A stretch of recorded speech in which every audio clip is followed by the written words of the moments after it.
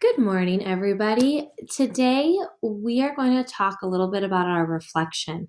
So, yesterday, your assignment was to talk about a time when you had to understand how another person was feeling and a time when you had to see their point of view. And you had to discuss this with your caregiver, a parent, a sibling, or even send Miss Whitbrow an email with your answer. Today, we're going to keep talking about understanding feelings, and you can understand feelings a lot by how a person is holding their head, by how they're holding their hands, and by the expression on their face.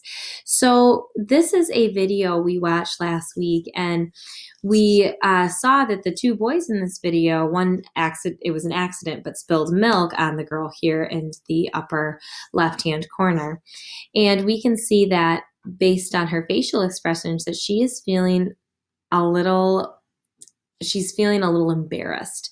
And that's what we talked about as a class last week, that she was feeling a bit embarrassed that milk was spilling on her, and also that these boys were now laughing at her.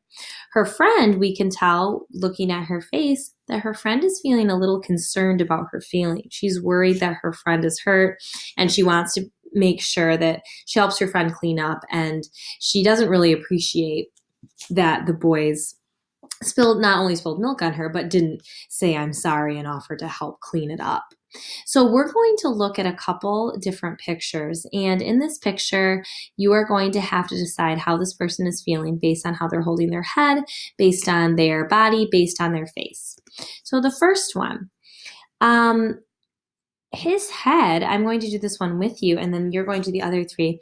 I would say his head is leaning out, his mouth is wide open, and his hands are clenched. I can see that his fists are clenched. His feet are off the ground. So I can conclude that he feels a little bit angry. That's the emotion I'm getting from his body language.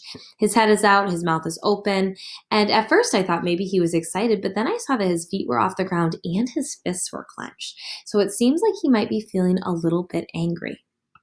Let's see if you can do this one. How does her mouth look? How does her head look? How do her hands look? And how do her feet look?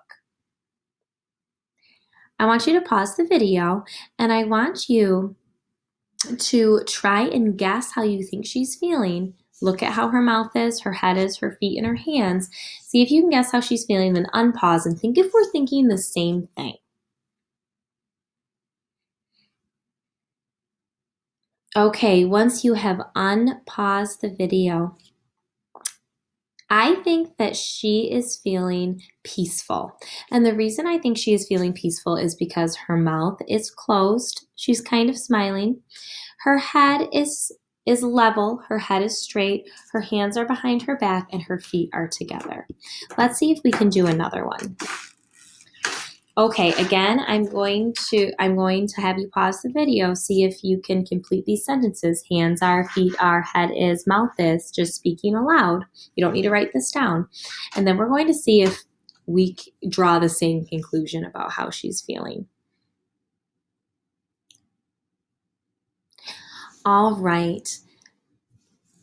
I think she is feeling excited because her head is up, her mouth is open and smiling, her hands are up in the air, and her feet are in a pretty comfortable position on the ground. So I think she is feeling either happy or excited. All right, the next one. Pause the video, complete these sentences aloud, and then see if you and I think that draw the same conclusion about how he's feeling. All right, now that you've unpaused, his mouth is closed, his head is scrunched kind of into his shoulders.